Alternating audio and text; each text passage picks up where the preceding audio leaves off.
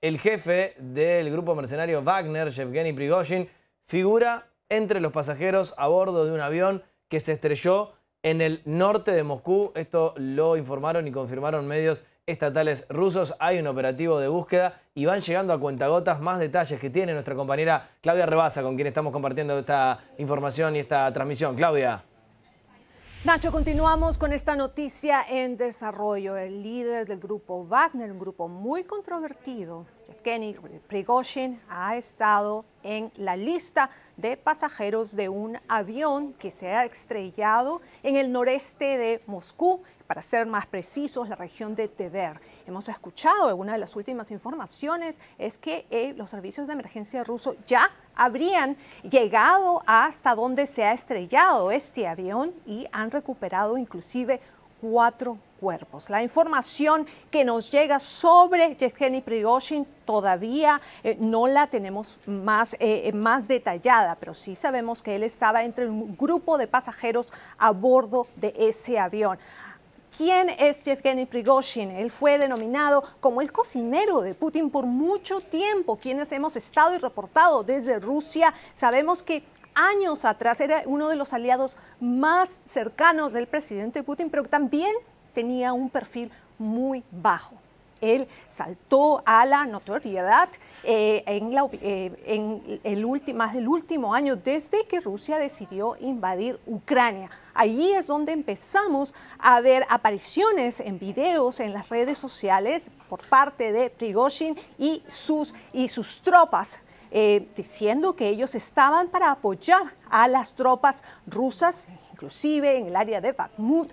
Prigozhin argumentó que los avances rusos eran fruto del trabajo de su grupo. Él saltó a la notoriedad con la invasión de Rusia a Ucrania luego de estos años de perfil bajo. Ahora, en los últimos meses, hubo desacuerdos con el Kremlin y con el ministro de Defensa también por el apoyo a sus tropas, hasta que esto desembocó en una crisis en junio, donde él lideró una rebelión interna que inclusive planeó llegar hasta Moscú con sus tropas, luego de la intervención de otro aliado del presidente Putin, el presidente de Belarus, Alexander Litvinenko.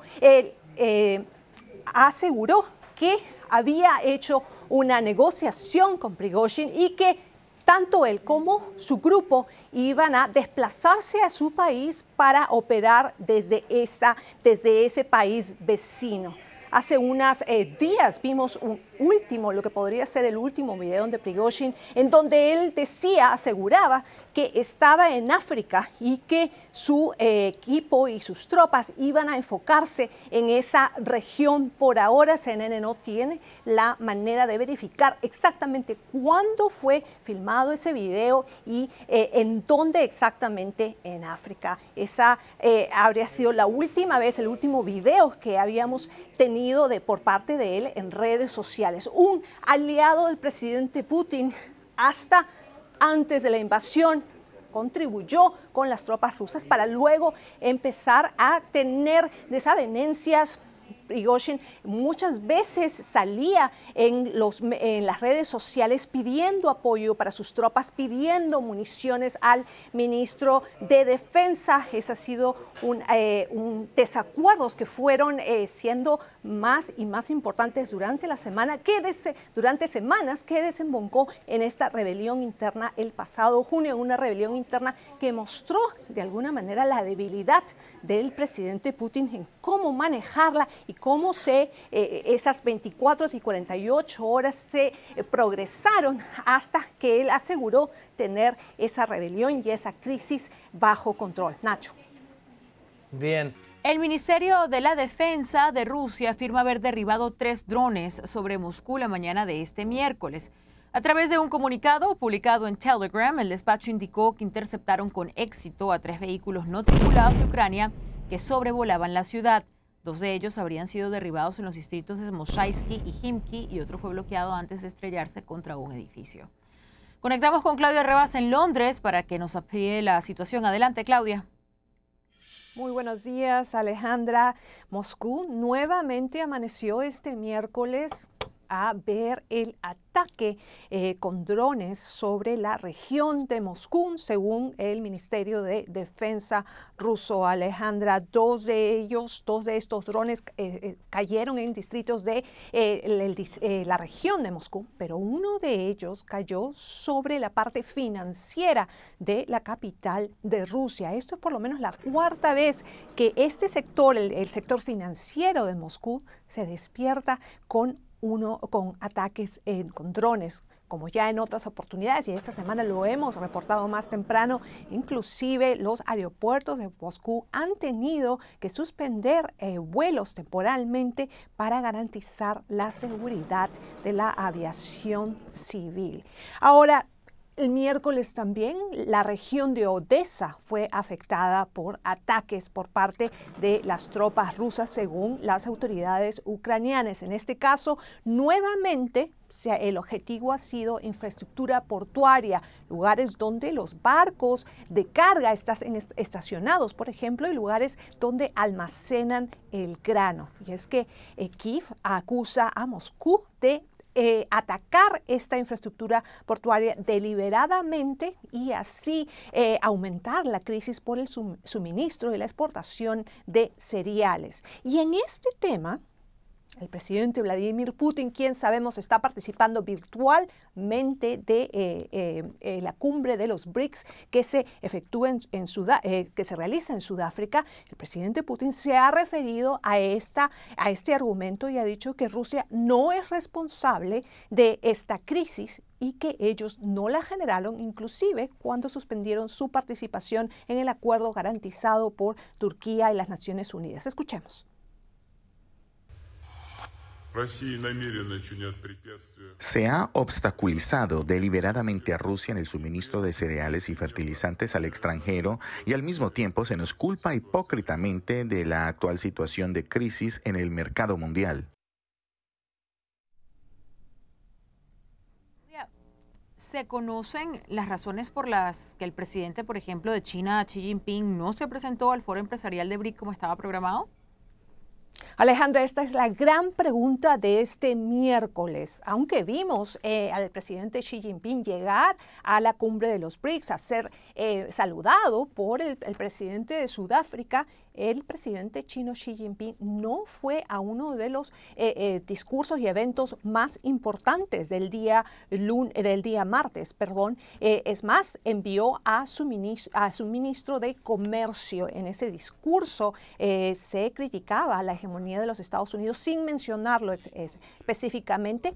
No, de acuerdo. Y este evento y lo que ha pasado es muy significativo porque sabemos la manera que actúa el gobierno chino. Tiene generalmente una coreografía muy orquestada para este tipo de eventos en donde Xi busca aliados. Pues el presidente chino no estuvo y no sabemos cuál ha sido la razón. Lo que sí sabemos es que este miércoles el presidente Xi ha dado otro discurso esta mañana en frente de los líderes de los BRICS y se refirió, y te voy a decir, pidió a gobernar a nivel global y de manera justa.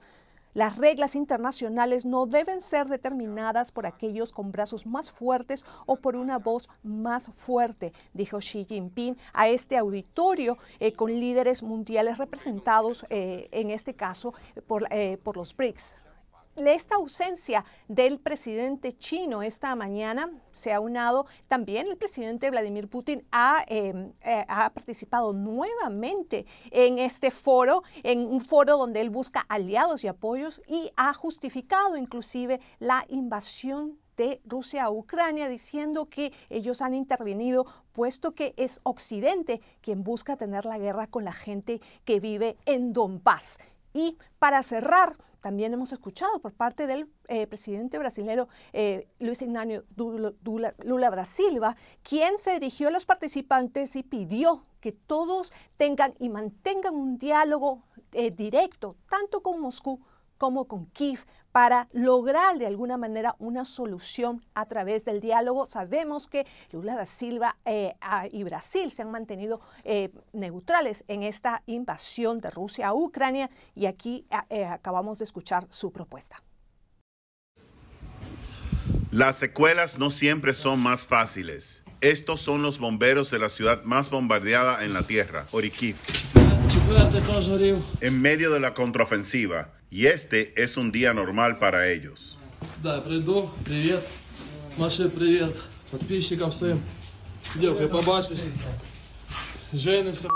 Esta es la historia de uno que hemos podido conocer, Dima. Таке впечатлення, що ми просто родилися і всю життя жили в війні.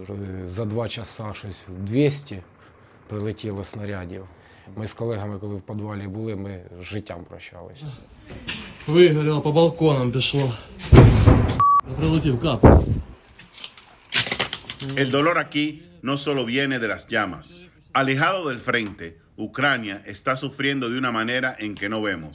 Dima ha perdido a casi toda su familia desde que comenzó la guerra. Su esposa se fue a Europa como refugiada con su hijo, días después de que comenzara la guerra, y él no sabe si regresarán. El vacío de su hogar es un peso constante y paralizante para él. Та як з ума сходю. Тишина. Убиває тишина. На роботі, мені краще на роботі, ніж тут. Я наскільки там привик, я тут, ну, скажімо так, я тут ночами не сплю, може я за сутки час можу і поспати. А на роботу приїжджаєш, тебе все одно дом є дом. Я там хоч трошки висипаюся, хоч навіть стріляю. Los huecos entre el horror son más duros que el horror mismo. Y el dormir, cuando viene, a veces es peor. Останній час дуже погано сплю і практично не сплю. Ну, коли засипаю, сниться сім'я, яка дуже далеко від мене. Що я приїжджаю після змін, виходжу з ліфта і стоїть моя сім'я. Чекає мене, що я приїду. Ну, приїхав, що вона повернулася, що ми ось уже з тобою. Я радий цьому бачити, що після великого часу я їх наконець-то встрітив. Почти рік не бачив сім'ю.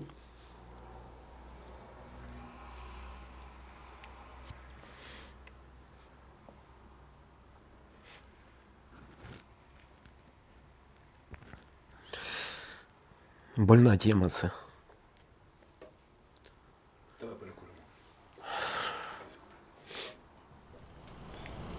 Orikhiv se ha convertido en polvo en los últimos 2 meses. Pero la aflicción de Dima surgió casi de inmediato luego de la invasión del año pasado. Poco antes de irse su esposa, su padre murió de un ataque cardíaco. Dima dice que fue por la artillería. En ese caos, Dima tuvo que enterrar él mismo a su padre. Ну, в нього серце стало просто від іспуга, може, або щось в цьому роді. І щось стрельнуло таке десь там рядом, і воно ж як стріляє, воно ж всередині все тіліпається. І в матері на руках помер батько. Ahora a Dima le queda solo su madre. Ella no se irá de la casa en donde murió su padre y en donde nació Dima, y en donde el fuego podría golpear de nuevo. У мене йде війна з мамою. Кажу, я прийде время, я приїду, я тебе просто зв'яжу і привезу сюди. Ну, тому що ти в мене одна залишилася. Тільки приходять, що загроза кабів, Оріхів кап, Оріхів кап, Оріхів кап. Тільки Оріхи, я ховайся, дзвоню, ховайся. Да, ховаюсь. А чи ховається? Ну, у мене мама, скажімо так, дуже бойова. Casi toda casa ucraniana tiene un vacío de la gente que no regresará y de las emociones forjadas en una guerra que no tiene fin a la vista. Я хочу, щоб вони в такому місті, вони такі, щоб вони всі жили після такого, що вони зробили з моїм містом. Щоб вони в таких условіях жили до кінця своєї життя, щоб їх як не було взагалі, як нації. Я не спорю, в сім'ї може не без урода, везде є нормальні люди, адекватні, з будь-якої сторони. Я їх буду, скільки я буду жити, я їх буду ненавидити до кінця життя. Nick Payton Walsh, CNN, Zaporizhzhia. Ukraine's army on the move on the southern front. Kiev's defense ministry released this video saying it shows their troops moving into the village Robotyne and evacuating several civilians from the frontline area.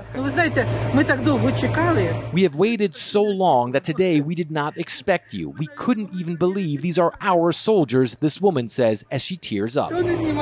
But Kyiv acknowledges progress remains slow as Ukraine's President Volodymyr Zelensky toured Western Europe, where he secured pledges by NATO allies to supply Ukraine with advanced US-made F-16 fighter jets once crew training is completed.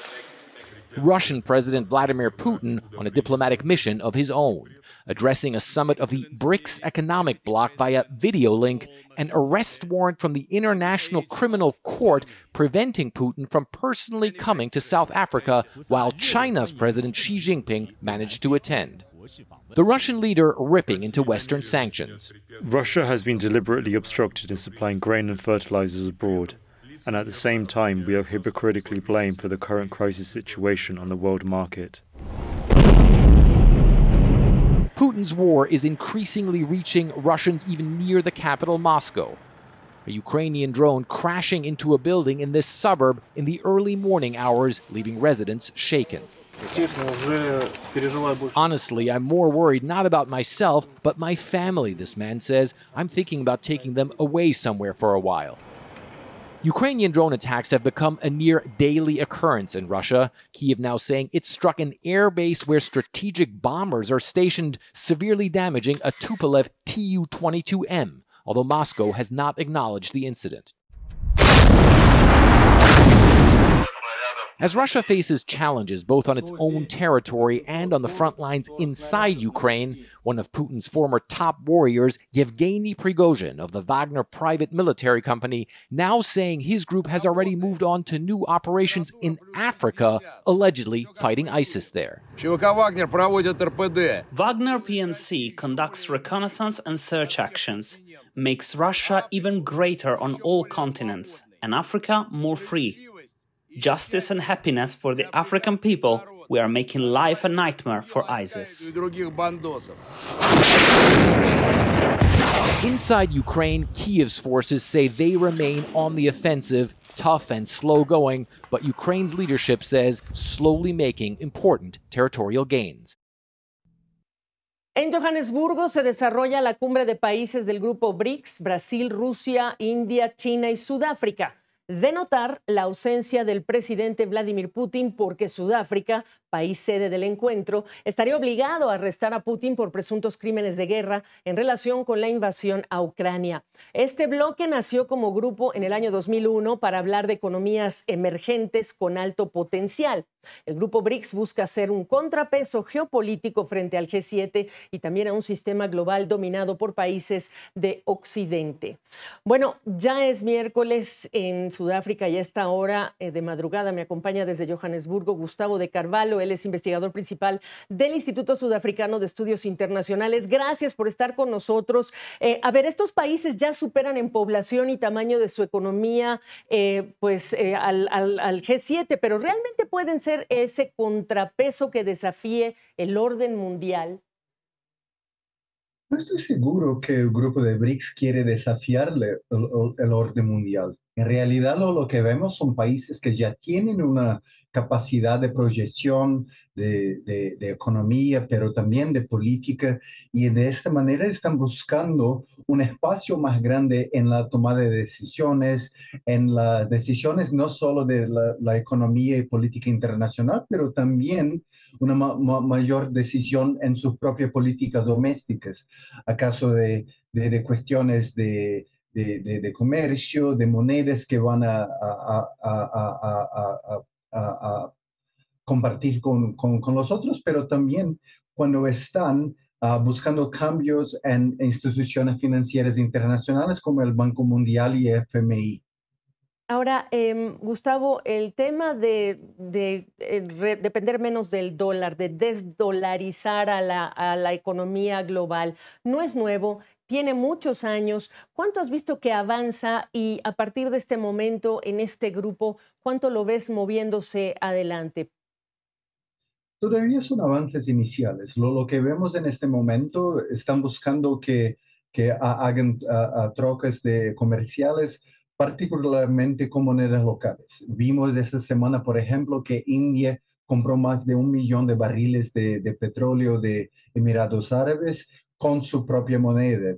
Y de esta manera lo que estamos viendo dentro de BRICS son particularmente opciones no una desdolarización completa. Vimos ayer la presidenta del nuevo Banco de Desarrollo, el Banco de BRICS, que dijo, la expresidenta de Brasil, Dilma Rousseff, que dijo que el objetivo del banco, por ejemplo, es que van a ser más o menos 30% de sus préstamos con monedas locales. Así que no es un cambio del dólar, pero sí una creación de alternativas muy especiales. Así que vemos, por ejemplo, hay muchas opciones que están siendo discutidas en el contexto de BRICS, por ejemplo, el oro, por ejemplo, criptomonedas y también un paquete de monedas que le puede añadir, ayudar a que hagan estas trocas comerciales de una manera mucho más eficiente para ellos, pero todavía son desarrollos muy iniciales. ¿Qué países, en tu opinión, podrían agregarse a este grupo? ¿Qué candidatos tendrían, digamos, las mayores posibilidades? Estamos viendo ahora hay más de 40 países que están intentando a juntarse a BRICS. Vemos países en desarrollo como Indonesia, Argentina, Egipto, Nigeria, Turquía, Arabia Saudita, y todos ellos de una manera tienen sus propias posibilidades de entrar. Lo que estamos viendo entre los países miembros de BRICS en este momento es que hay una división. Brasil y India tienen sus reservaciones con relación a la expansión de BRICS y vemos Rusia y China y de una manera Sudáfrica también que tiene más interés. Sudáfrica como el presidente de BRICS de ese año tiene mucho interés en que BRICS se expanda para el resto del continente africano. Pero todavía lo que imaginamos es que para el fin de la cumbre de BRICS esta semana no necesariamente vamos a tener un anuncio muy grande de número de países que van a entrar, pero lo que esperamos es que tenemos por lo menos un proceso que nos clarifique lo que va a pasar, cuánto tiempo, pero particularmente cuál será el impacto en la identidad y la capacidad decisoria de BRICS. Ya que estás hablando de la identidad, hablemos de la influencia que tienen los líderes, los presentes y también Vladimir Putin, por supuesto, que se conectó pues, de manera por internet. Pues la influencia de Lula hoy día, que ya no está Bolsonaro y Lula está en el gobierno, la influencia de Xi Jinping, el presidente de China, con una economía que está dando todas las señales de debilidad que necesitan estos países inversiones. ¿Cómo caracterizas esta influencia? También, por supuesto, del liderazgo de Narendra Modi. Hay a veces una idea equivocada que China decide todo dentro de BRICS. Lo que vemos, sí, China por el tamaño de su economía y por su influencia internacional, sí que tiene mucha influencia en las decisiones, pero seguro que en esta configuración actual con un Brasil que es, como ha dicho, que está muy interesado en BRICS, Sudáfrica, a pesar de ser el país más pequeño de BRICS, tiene mucho interés y particularmente en este acceso para el continente africano. Y no podemos olvidar también de Rusia, que además de la guerra en Ucrania y de las sanciones internacionales, necesita muchísimo de esta de BRICS para que pueda aumentar su capacidad económica y también capacidad de desarrollo en este momento.